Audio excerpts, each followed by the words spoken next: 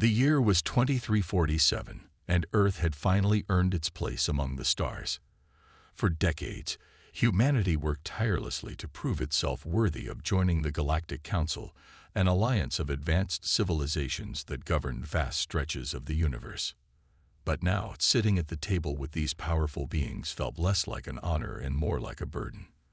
The Council treated Earth as little more than a junior partner, often ignoring its concerns or dismissing its ideas without consideration. Daniel Hayes stood in his office high above New Chicago, staring out at the sprawling city below. He was a man who carried himself with quiet confidence, but lately frustration burned behind his calm exterior. As one of Earth's top diplomats, he spent years trying to bridge the gap between humanity and the Council. Yet, no matter how hard he tried, progress always seemed just out of reach. The Council's arrogance grated on him, and he wasn't alone in feeling this way. Across town, Rachel Monroe sat hunched over her workstation at the United Earth Space Agency, UESA. Her fingers danced across holographic controls as she analyzed data streaming in from deep space probes. Rachel was brilliant, known for her sharp mind and relentless curiosity. Tonight, however, something unusual caught her attention. A faint energy signature pulsing from a restricted sector of space controlled by the Council. It didn't match any known phenomena, and it made her uneasy. Rachel decided to dig deeper. She cross-referenced the signal with older scans and discovered patterns that suggested deliberate activity. Someone, or something, was hiding there, operating in secret. Her heart raced as she realized what this could mean. If the Council was up to something, humanity deserved to know. But who would believe her? Most people thought of the Council as benevolent guardians, not potential threats. The next morning, Rachel reached out to Daniel. Though they hadn't spoken much before, she trusted him based on his reputation as someone willing to challenge authority when necessary. They met in a quiet cafe overlooking Lake Michigan, where Rachel laid out her findings. At first, Daniel listened skeptically, unsure if this was just another conspiracy theory. But as Rachel explained the details, his skepticism turned to concern. "What you're saying, if it's true, we can't ignore it," Daniel said, leaning forward. "But we need proof. Something concrete we can show to others." Rachel nodded. "I'll keep digging. There has to be more. Maybe records from old missions, or even leaks from inside the Council itself." Over the next few days, Daniel couldn't shake the feeling that Rachel was onto something big. He began noticing subtle signs of tension around UESA headquarters. Whispered conversations cut short when he approached. Guarded looks exchanged between colleagues. It was as though everyone knew something was wrong but feared speaking up. One evening, while reviewing classified documents late into the night, Daniel stumbled upon a file marked Eyes Only. His hands trembled as he opened it. Inside were reports detailing mysterious shipments moving through Earth's outer colonies. Resources, precious metals, rare minerals, even food supplies, were being siphoned away under the cover of darkness, and all signs pointed to the Council. Anger surged through him. How dare they take from Earth while pretending to protect it? Daniel clenched his fists, knowing this was only the beginning. Whatever the Council was planning, it wouldn't end well for humanity. He resolved then and there to fight back, no matter the cost. When Daniel shared the file with Rachel, her expression darkened. "This is bigger than we thought," she murmured. "They've been using us all along." Together, they agreed to uncover the truth, not just for themselves, but for everyone on Earth. Little did they know, their actions would spark a chain reaction that would change the galaxy forever. Daniel and Rachel knew they were treading dangerous ground. The information they uncovered was explosive, but it wasn't enough to convince anyone else yet. They needed more proof, something undeniable that could expose the Council's crimes to the world. Working late into the night became their routine. Daniel scored archives for any mention of the mysterious shipments, while Rachel analyzed the energy signatures from the restricted sector of space. Each new discovery only deepened their unease. One evening, Rachel stumbled upon something shocking. Hidden within layers of encrypted data was a map of the restricted zone. It showed not just one source of activity, but several, all clustered around a massive structure near Proxima Centauri. The shape of the object was unmistakable, a weapon still under construction. Its size alone suggested it was designed for catastrophic destruction. Rachel felt a chill run down her spine. If this weapon was aimed at Earth, humanity wouldn't stand a chance. She called Daniel immediately. "You need to see this," she said, her voice trembling. When he arrived at her lab, she projected the images onto the wall. Daniel stared at the hologram, his jaw tightening. "This changes everything," he muttered. "If we don't act now, they'll use it against us." But acting wasn't easy. The Council had eyes everywhere, and their enforcers were ruthless. Varnock, a towering alien commander with a reputation for crushing dissent, led the Council's security forces. His name struck fear into anyone who dared oppose the Council.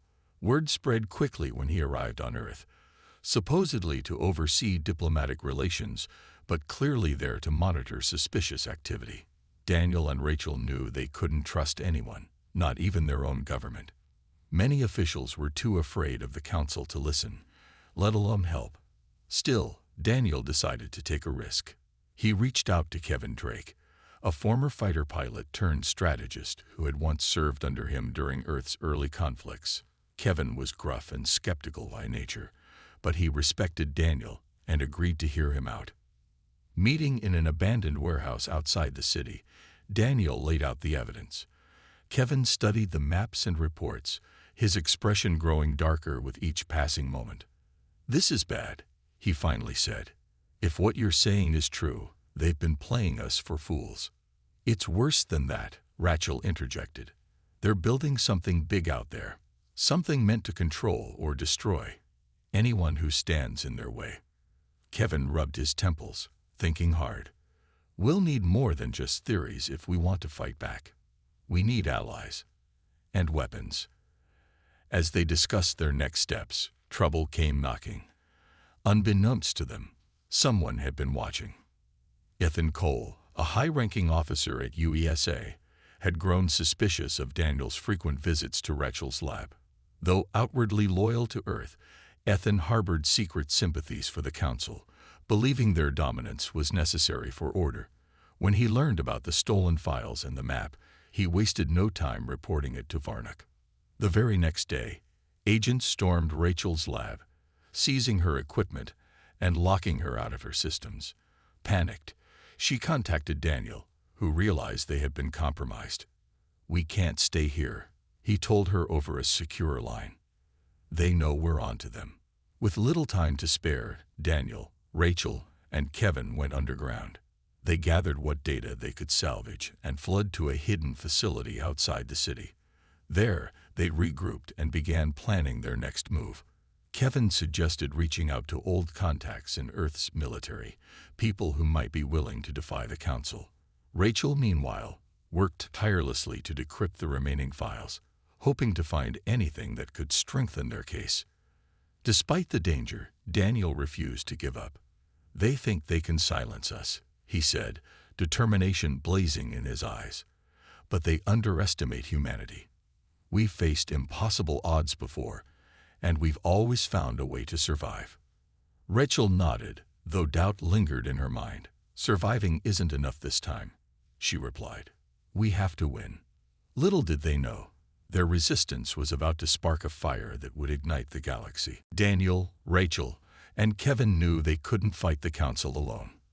They needed help, people who believed in their cause and were willing to risk everything to stand up for humanity. But finding allies wasn't easy. Fear of the Council ran deep, and many chose silence over rebellion. Still, Daniel refused to give up. He reached out to old friends, trusted colleagues, and even strangers he had heard whispers about, people who might share his anger toward the Council. One of the first people to join their cause was Laura Bennett, a brilliant engineer known for her work on experimental propulsion systems. Laura had always been outspoken about Earth's unfair treatment by the Council, But she never imagined taking such drastic action. When Daniel approached her with the evidence, she didn't hesitate. "If what you're saying is true," she said, "then we don't have a choice. We fight." With Laura on board, the group began turning their hidden facility into a hub of resistance. She worked tirelessly to upgrade their equipment, retrofitting old ships with cutting-edge technology scavenged from USA warehouses. Her goal was simple: make sure humanity had the tools it needed to stand a chance against the Council's advanced fleet. Meanwhile, Kevin focused on building a network of supporters. He reached out to retired soldiers, mercenaries, and even smugglers who had grown tired of the Council's oppressive grip. Many were hesitant at first, but Kevin's reputation as a fearless leader won them over. "This isn't just about Earth," he told them. "It's about showing the galaxy that no one gets to push us around." Rachel, meanwhile, continued her research, determined to uncover more secrets about the Council's weapon. Using fragments of the stolen data, she pieced together clues that hinted at its true purpose. The weapon wasn't just designed to destroy. It was meant to instill fear, a tool of control that would crush any species daring to challenge the Council's authority. Every new discovery fueled her resolve. "We can't let them finish it," she told the others. "If they do, it's over for all of us." As their numbers grew, so did their confidence. Word of their resistance spread quietly through underground channels, reaching ears across Earth and beyond. Some dismissed them as fools, but others saw hope in their defiance. Among those inspired was a young pilot named Mia Torres, whose family had suffered under the Council's resource raids. She joined the cause without hesitation, bringing her skills and fierce determination to the team. But rallying humanity came with risks. The Council's enforcers, led by Varnuk, were relentless in their pursuit. Agents infiltrated Earth's cities, hunting for anyone connected to the resistance. One night, while Daniel and Rachel met with a potential ally in a secluded cafe, they narrowly escaped an ambush. Bullets shattered windows, and chaos erupted as they fled into the shadows. It was a close call, one that reminded them how dangerous their mission truly was. Despite the danger, Daniel remained steadfast. He addressed a small group of recruits gathered in the hidden facility, speaking with passion and conviction. "They think we're weak because we're divided," he said. "But together, we're stronger than they'll ever be. This is our home, and we're not going to let them take it from us." The room erupted in cheers, a spark of unity igniting among the crowd. For the first time in years, people felt a sense of purpose, a shared belief that they could change their fate. Laura worked late into the night, modifying ships for combat, while Kevin trained pilots like Mia in guerrilla tactics. Rachel continued her research, driven by the hope that knowledge would be their greatest weapon. Though the road ahead was uncertain, one thing was clear: humanity was ready to fight back. And when the moment came, they would show the Council exactly what fury looked like. The resistance was growing, but time was running out. The Council had grown bolder in its actions, no longer bothering to hide its disdain for humanity. One fateful morning, news spread like wildfire across Earth. A Council fleet had attacked one of Earth's outer orbital stations. The station, home to thousands of scientists and engineers, was obliterated in a matter of minutes. The attack left millions grieving and sent shockwaves through the planet. Daniel watched the reports on a cracked monitor in the hidden facility, his fists clenched so tightly his knuckles turned white. "They're sending a message," he muttered, his voice low and trembling with rage. "They want us to know we're powerless." Rachel stood beside him, her face pale as she absorbed the images of destruction. "This isn't just a warning," she said. "It's a declaration of war." She knew the Council wanted to break humanity's spirit, to crush any hope of rebellion before it could take root. But instead of fear, she felt something else, a burning determination to fight back. Kevin paced the room, his mind racing. "We can't let them get away with this," he said. "We need to hit them where it hurts, show them we're not going to roll over." Laura, who had been working on retrofitting an old fighter squadron, looked up from her tools. "I've got an idea," she said. "There's a Council supply convoy heading toward Proxima Centauri. If we take it out, we'll cut off their resources and send a message of our own." The plan was risky, but the group agreed it was worth the gamble.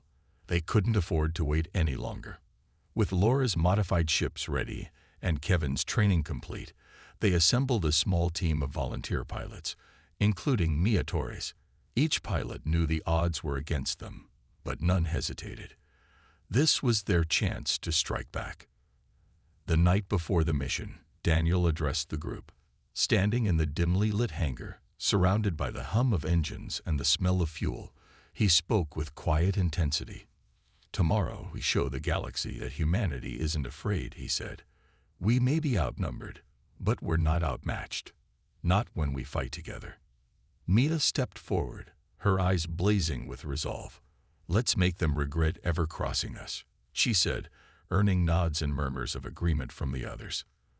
The next day, the rebel squadron launched under the cover of darkness. Using cloaking technology salvaged from a crashed Council drone, they approached the convoy undetected. As they closed in, Kevin's voice crackled over the comms. "Stay sharp. We only get one shot at this." The battle was swift and chaotic. The rebels unleashed a barrage of missiles and plasma fire, targeting the convoy's cargo holds.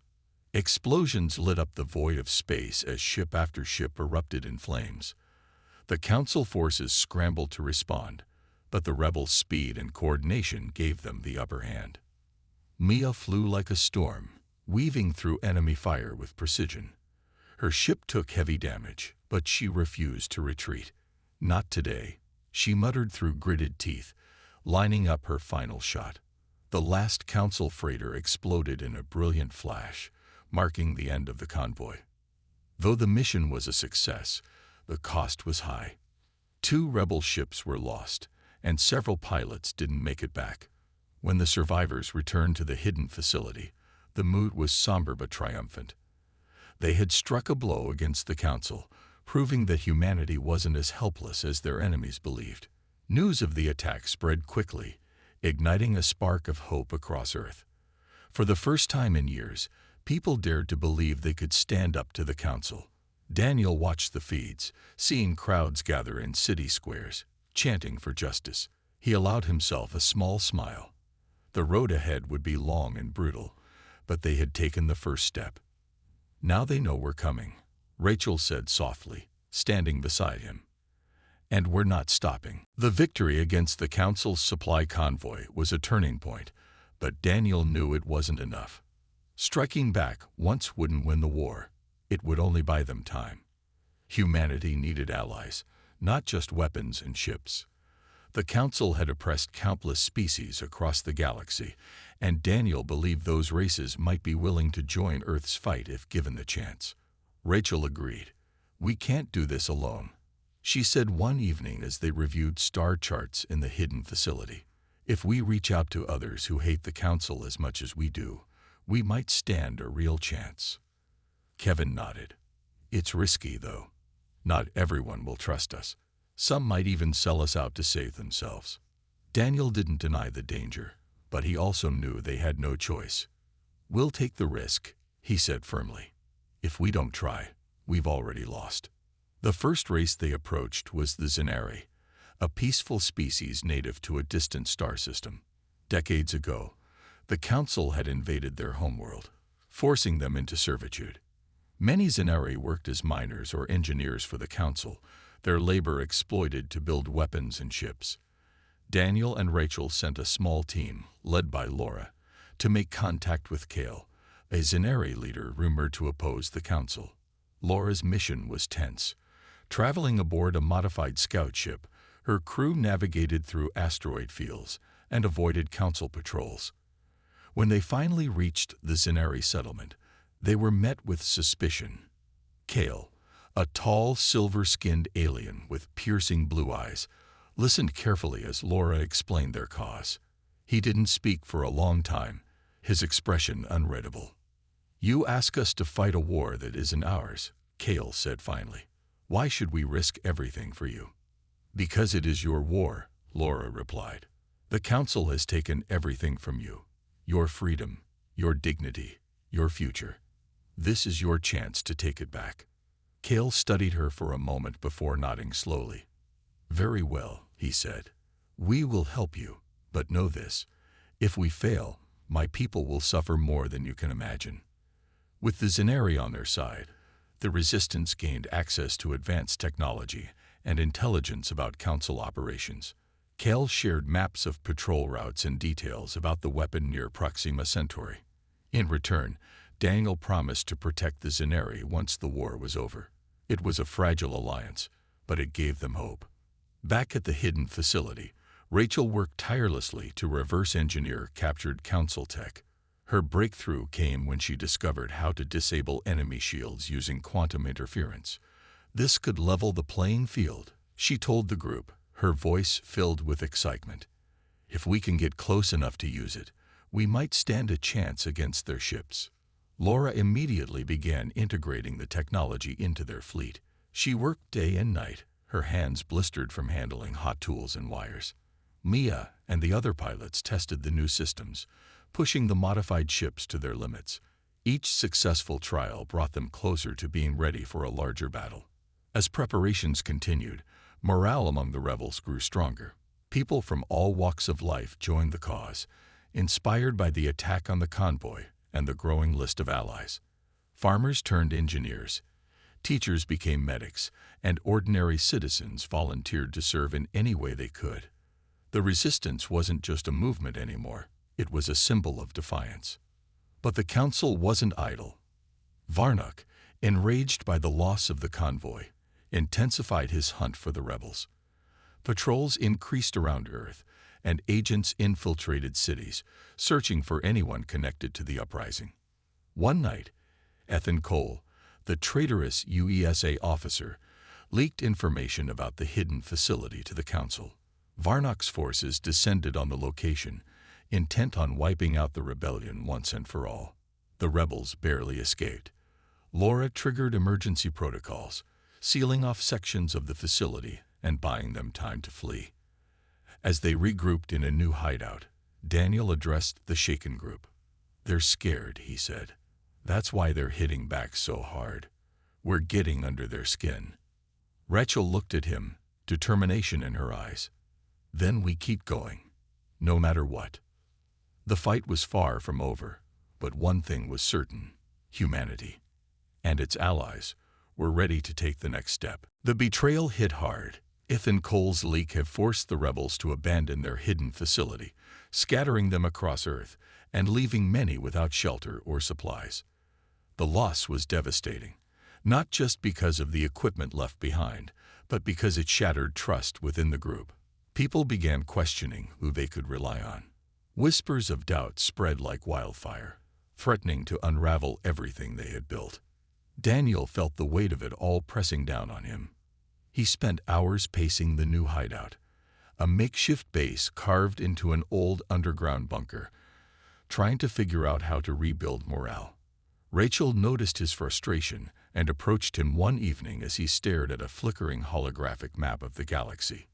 "We can't let this break us," she said softly. "Yes, we lost ground, but we're still here. That means something." Daniel sighed, running a hand through his hair. "I know, but every step forward feels like 2 steps back. How do we keep fighting when we can't even trust our own people?" Rachel didn't have an answer, but her presence alone seemed to steady him. Together, they decided to confront the issue head-on. Calling a meeting with the core team, Kevin, Laura, Mia, and Kale, they laid out the facts. "Ethan betrayed us," Daniel admitted bluntly, "and he's not the only one who might try. We need to be smarter, more careful, but we also can't let fear divide us." Kevin nodded grimly. "We'll tighten security. No one gets in or out without clearance, and we'll start vetting everyone closer." Laura added, "We should also split into smaller groups. If one team gets caught, the others can keep moving." The plan made sense, but it didn't erase the sting of betrayal. Later that night, Daniel confronted Ethan himself. Using intel gathered by the Xyneris, they tracked him to a secluded safe house where he was hiding under council protection. When Daniel entered the room, Ethan looked up, his face pale but defiant. "You think you're saving humanity?" Ethan sneered. "You're leading them to slaughter." "No," Daniel replied coldly. "What I'm doing is giving us a chance. What you've done is sell us out." Ethan tried to justify himself, claiming the council would have destroyed Earth if he hadn't cooperated. But Daniel cut him off. "You had a choice. You chose wrong." Without another word, Daniel turned and left, leaving Ethan to face whatever consequences awaited him. Back at the bunker, the group focused on adapting to their new reality. Laura worked tirelessly to rebuild their arsenal, salvaging parts from abandoned ships and repurposing them for combat. Maya trained the pilots relentlessly, drilling them until their maneuvers became second nature.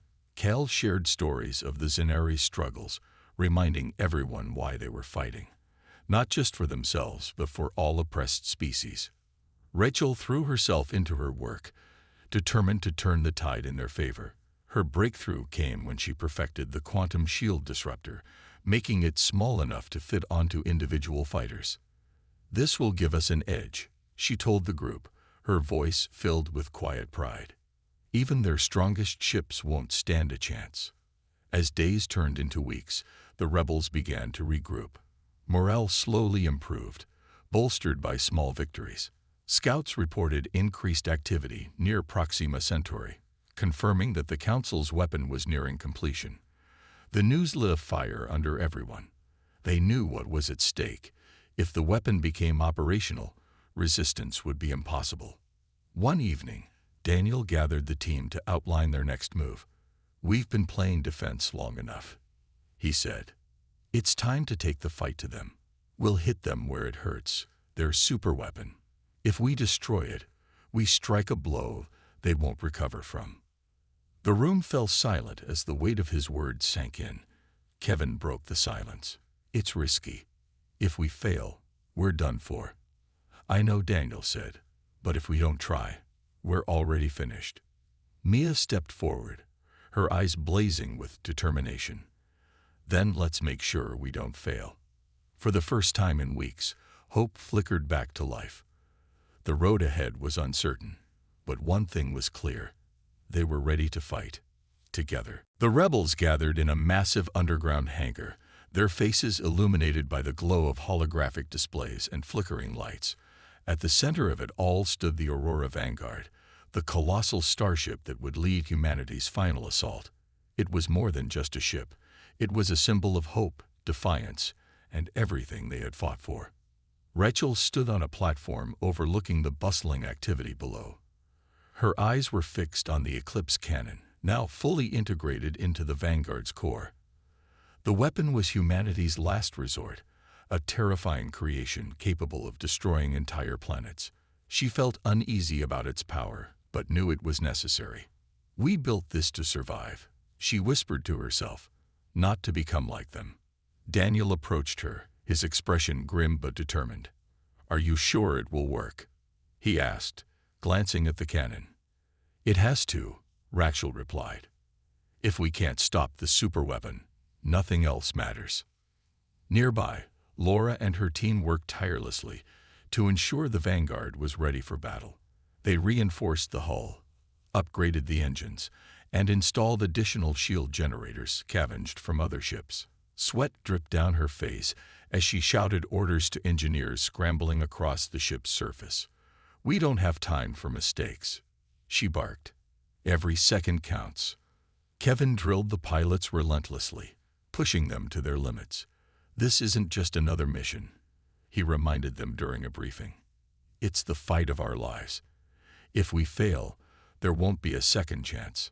Mia sat among the group, her hands clenched tightly around her helmet. She had flown countless missions, but this one felt different. This time, everything depended on them. Kale and the Xyneris delegation arrived shortly before departure. Their presence brought a sense of unity, a reminder that Earth wasn't alone in this fight. Kale addressed the gathered crowd, his voice steady and commanding. "Today we stand together, not as humans or Xyneris, but as beings who refuse to live under oppression. Whatever happens next, remember why we're here." As the Vanguard prepared for launch, Daniel stepped onto the bridge, taking in the rows of control panels and crew members focused on their tasks. For a moment, he allowed himself to feel the weight of what they were about to do. Thousands of lives rested on his decisions, and failure wasn't an option. But neither was giving up. "We've come too far to turn back now," he said to the assembled crew. "Out there, we'll face enemies stronger and faster than us. But we have something they don't: heart, courage, and the belief that no one gets to decide our fate but us." The room erupted in cheers, the sound echoing through the cavernous hangar. Even those who had doubted before now shared a spark of determination. They weren't just fighting for themselves. They were fighting for everyone who had ever been silenced, oppressed, or ignored by the Council. Finally, the moment came. The Vanguard roared to life, its engines vibrating through the ground beneath their feet. One by one, the rebel fleet followed, forming a line behind the massive flagship. As the ships ascended into the sky, millions watched from below, their hearts pounding with anticipation. Among the crowd was Ethan Cole, now a prisoner of the Resistance. He stared upward, his face pale and unreadable. For the first time, he realized the magnitude of what he had tried to destroy, and what humanity was willing to risk to protect itself. In space, the Vanguard led the charge toward Proxima Centauri, where the Council's superweapon loomed like a shadow over the galaxy. Ahead lay uncertainty, danger, and sacrifice. But aboard the Vanguard, no one hesitated. They were ready to face whatever came next.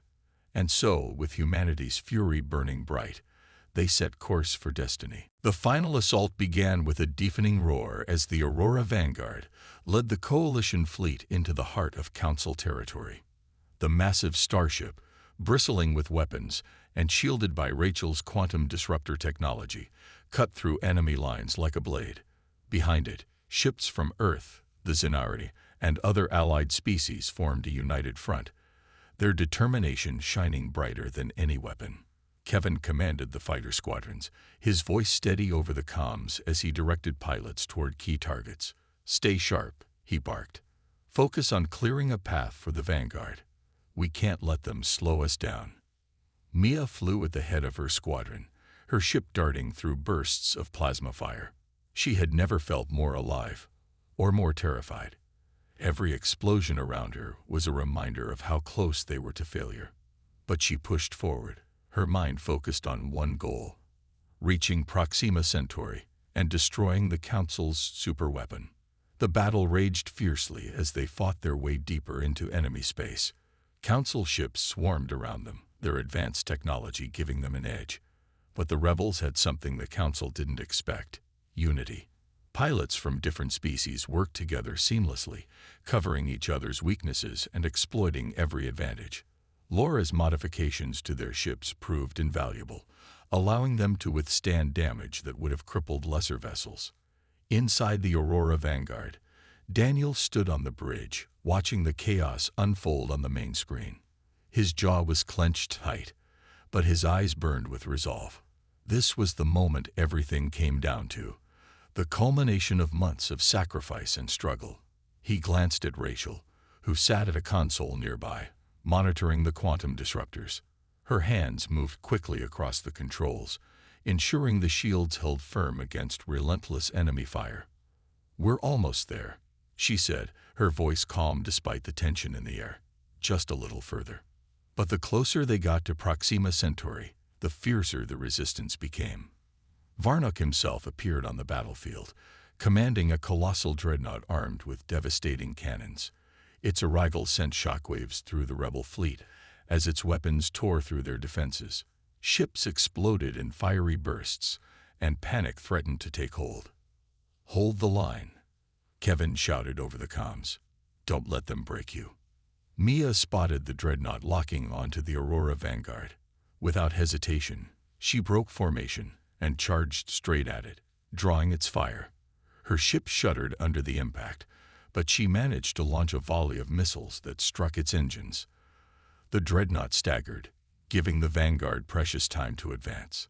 Finally, they reached the superweapon, a monstrous structure floating ominously near Proxima Centauri. It pulsed with energy, its surface covered in glowing conduits and ominous machinery.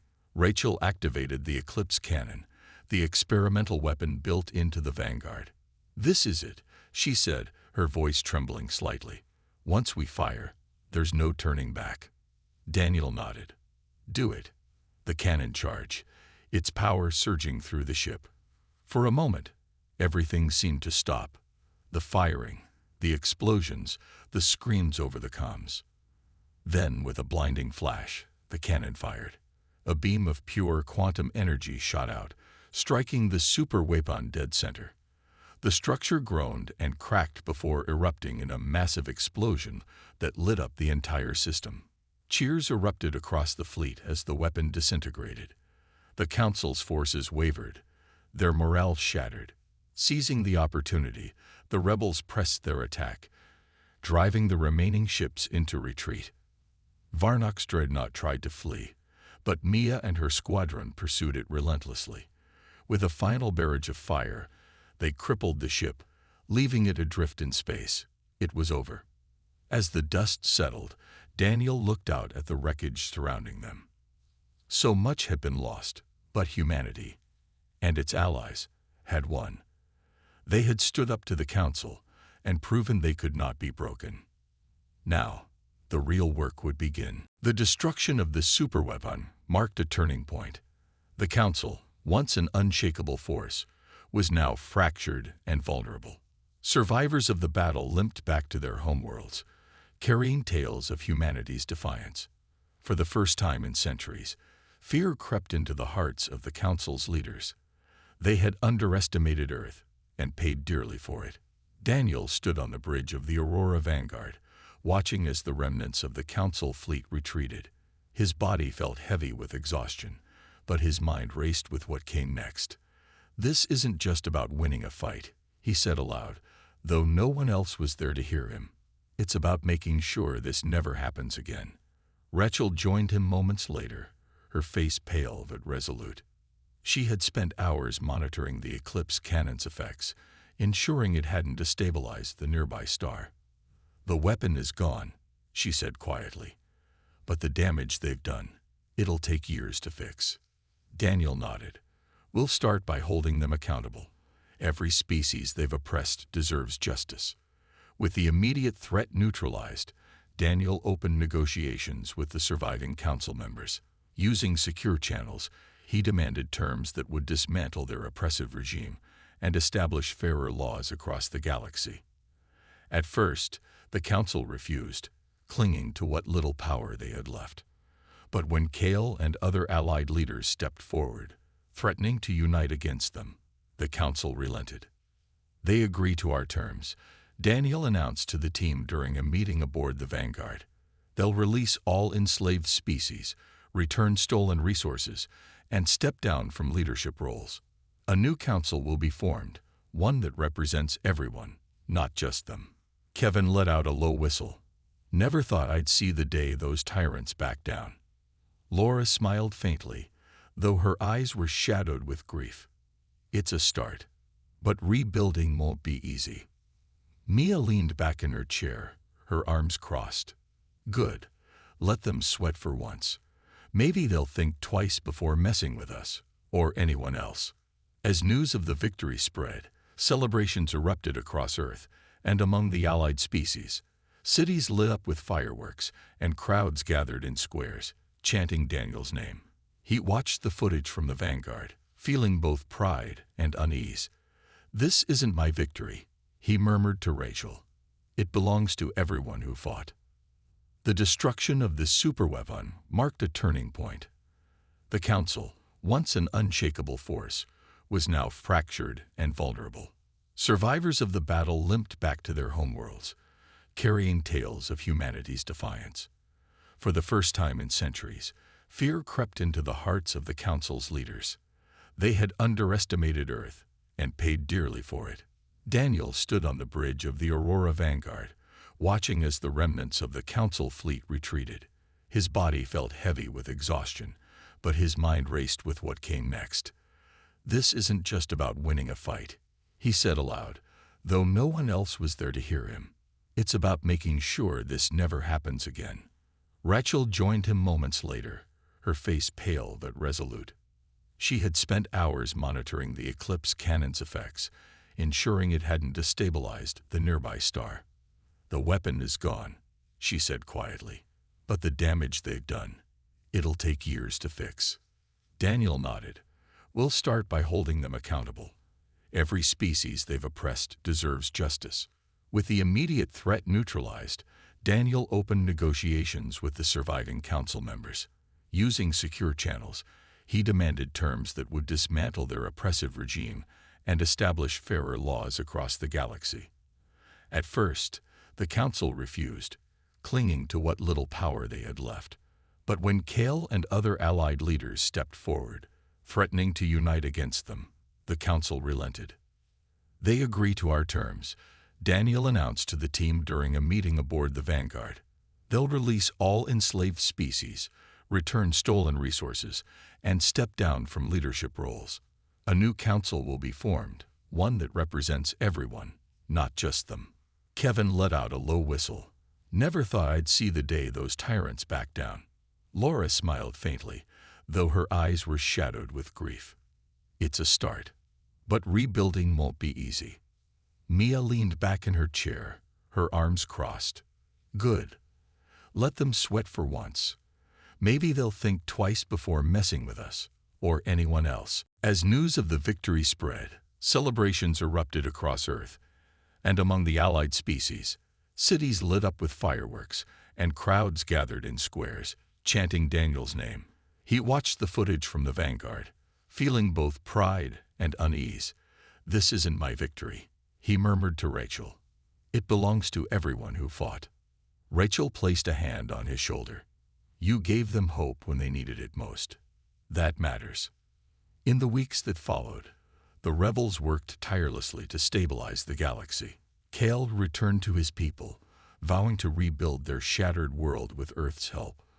Other species began reclaiming their freedom, inspired by humanity's courage. The Xyneris, once enslaved, now stood as equals, ready to shape their own destiny. For Daniel, the hardest part was honoring the fallen. Too many lives had been lost: friends, comrades, strangers whose names he would never know. Standing before a memorial wall etched with their names, he promised himself that their sacrifices wouldn't be forgotten. "We'll build something better," he whispered, "something worth fighting for." Though the war was over, the scars remained. Humanity had proven its strength, but the road ahead would test its unity and resilience. Still, Daniel knew one thing for certain: they had faced the darkness and emerged stronger. And that was a legacy worth carrying forward. Months passed, and the galaxy began to heal.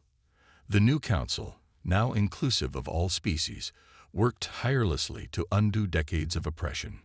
Earth, once dismissed as a minor player, stood at the forefront of this transformation. Its people had earned respect, not through fear or domination, but through courage and unity. It was a legacy Daniel Hayes never imagined he'd helped create. Daniel stepped away from leadership, knowing it was time for others to take the reins. He spent his days mentoring young diplomats, teaching them the importance of fairness, patience, and strength. "Leadership isn't about power," he often told them.